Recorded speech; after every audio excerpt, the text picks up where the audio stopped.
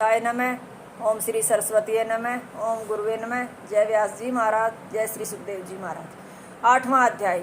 जीवेश्वर के देह संबंध पर राजा की आशंका तथा पुराण संबंधी अनेक प्रश्न। राजा परीक्षित ने पूछा, हे ब्राह्मण, ब्रह्मा द्वारा प्रेरित नारद जी ने जिन जिन के लिए श्रीमद् भागवत का उपदेश किया, मैं उन्हें जानना चाहता हूँ। लोगों का मंगल करने वाली भगवान की कथा आप सुनाएं, जिससे मैं वासना रहित हुए अपने मन को भगवान में स्थिर कर इस शरीर का त्याग कर सकूं। श्रद्धा से प्रेम पूर्वक नित्य भगवत चरित्र का श्रवण और उपदेश करने वालों के हृदय में भगवान शीघ्र ही प्रकट हो जाते हैं। वे उनके वासना रूपी मल को नष्ट कर देते हैं। इस प्रकार का वासना रहित पुरुष भगवान के चरण कमल को छोड़ना नहीं चाहता।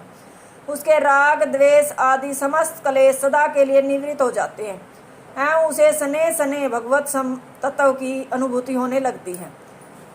चेतना जीव का देह आदि से जो संबंध है वह निर्निमित है अथवा किसी कारणवश या कर्म आदि से है। जो ईश्वर है वह भी जीव के समान ही अवयव वाला देहवान है, तो जीव से ईश्वर की विशेषता ही क्या रही, इसे आप कृपया बताएं।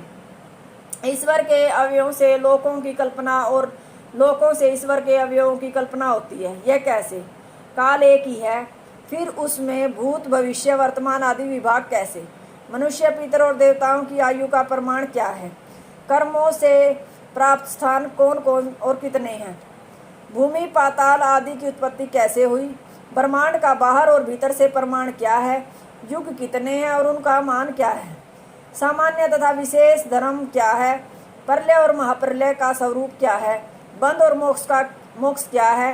हे भगवान, इस प्रकार के जो प्रश्न मैंने पूछे हैं और जिन्हें न पूछ सका, उन सब का तात्विक समाधान करने की कृपा करें। ब्रह्मा जी, नारद जी तथा व्यास, इस क्रम से आपकी ज्ञान परंपरा अक्षुण्ण चली आ रही है।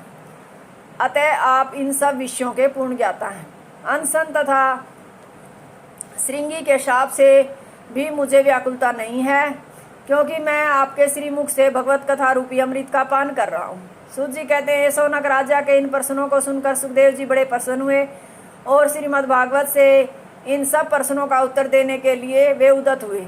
जिस भगवान का उपदेश ब्रह्मकल्प में श्री नारायण ने ब्रह्मा जी को किया था, द्वितीय स्कंद का 8वां अध्याय समाप्त। हरिओम तत्सत।